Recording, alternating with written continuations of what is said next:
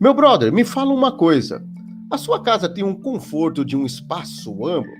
Melhor, o seu bairro tem, digamos que, ruas largas, algumas casas que se destacam devido ao tamanho delas?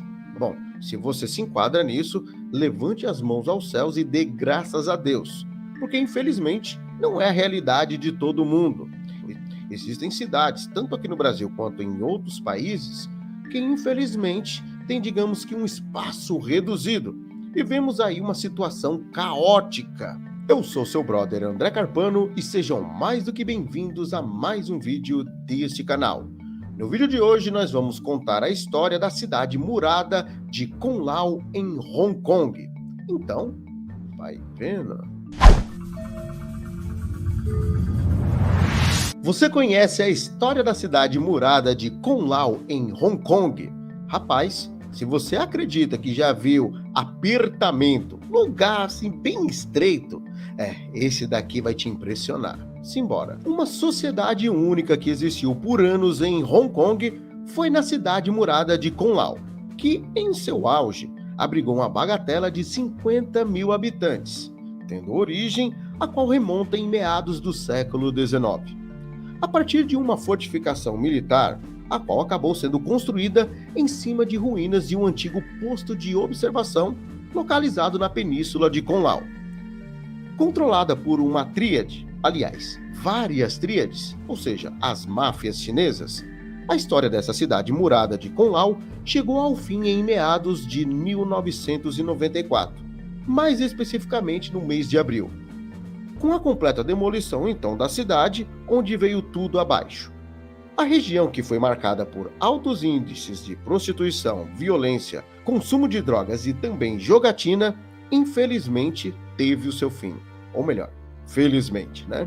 Bom, eu sei que algumas pessoas vão perguntar por que felizmente teve o fim dessa cidade, né? Vocês vão entender no final do vídeo.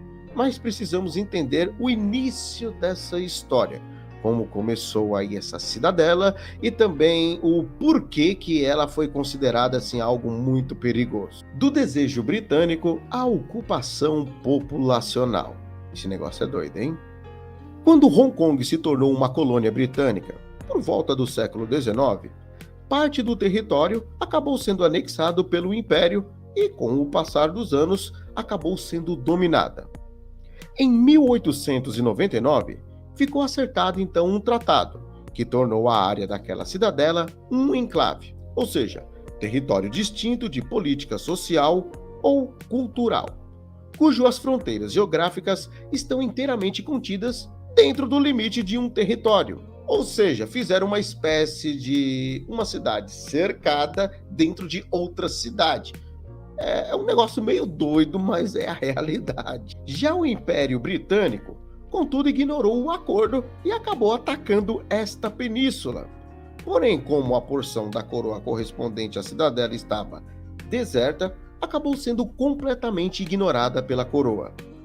Então, com o decorrer dos anos, pessoas se mudaram para essa cidade murada, já que estava vazia, né? Então, fazer o quê?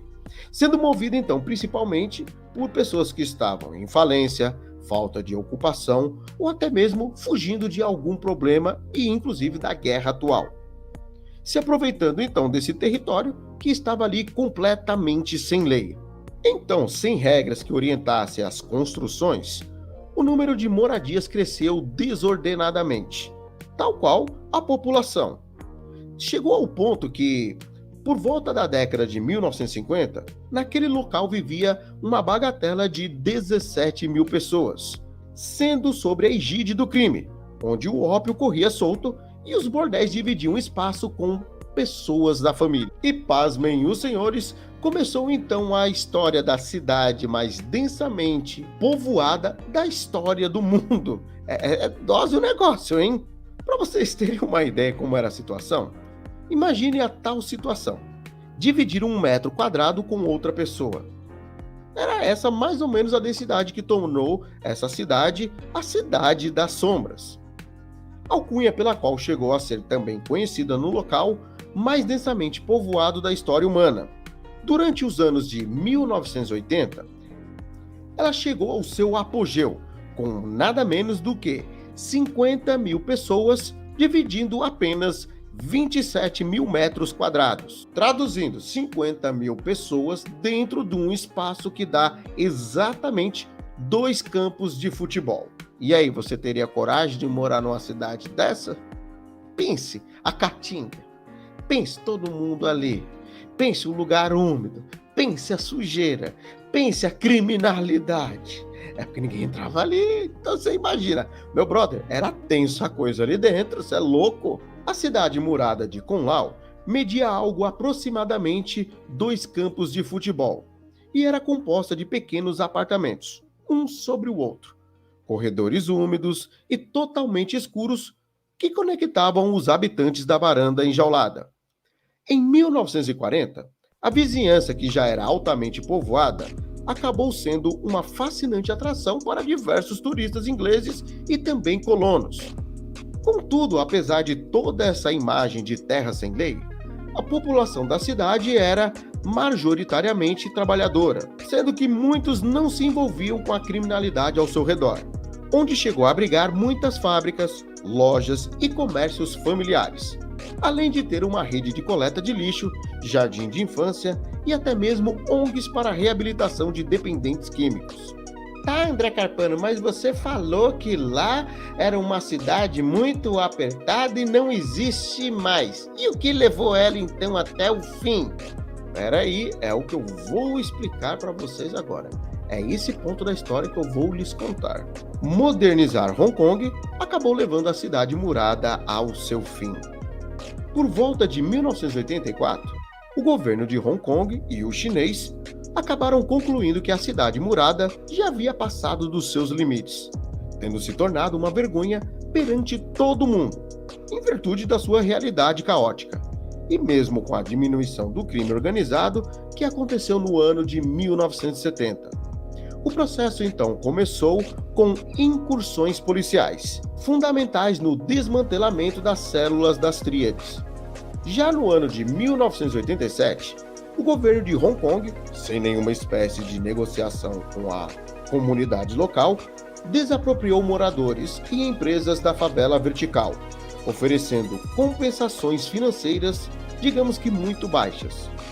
A reprovação popular levou o despejo de habitantes à força, isso entre os anos de 1988 a 1992.